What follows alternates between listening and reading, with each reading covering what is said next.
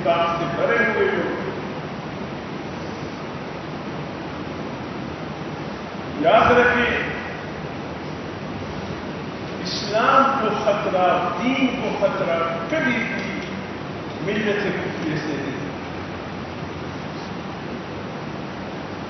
کفر ہمیشہ مسلمانوں سے لرزہ براندار رہا ہے. آنے سے سامنے خطرہ ہے، اور جب آئے ہیں تو الحمدللہ منہ کے بل گئے. تاریخ بیان کرنے کا وقت نہیں، صرف تاریخ ایک وقت آپ حضرات کے دلوں تک پہنچانا چاہتا ہوں، اور اسی پر آپ پورے ملت اسلامیہ اور تاریخ اسلامی کو قیاس کریں. ایک معرکہ تھا، صبح کفار سے لڑنا تھا. مسلمانوں کی تعداد بہت کم تھی، اس سے 3 گنا یا 4 گنا زیادہ. رات کا وقت امیر المجاہدین کمانڈر ان چیف ملت اسلامیہ حضرت سیدنا ابو عبیدہ بن الجراح امین هذه الامه رضی اللہ تعالی عنہ اپنے خیمے پریشان. اچانک حضرت خالد بن ولید داخل ہوئے. امیر کو پریشانی میں دیکھ کر فرمایا، یا امیر کچھ پریشانی ہے؟ فرمایا خالد پریشانی کیوں ہے؟ مسلمانوں کی تعداد کتنی ہے اور کفار کی تعداد کتنی ہے، اور کل تو انسان کی رن پڑے گا.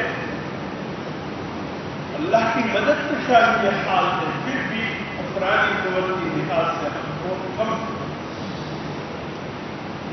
حضرت خالد بن ولید مسکرائے اور فرمانے لگے، امیر گھبرائیے مت. جب صبح معرکے کی تیاری ہو، ابتداءً آپ مجھے 70 مجاہد دیے، اس کے بعد تو دیکھیں گے وقت.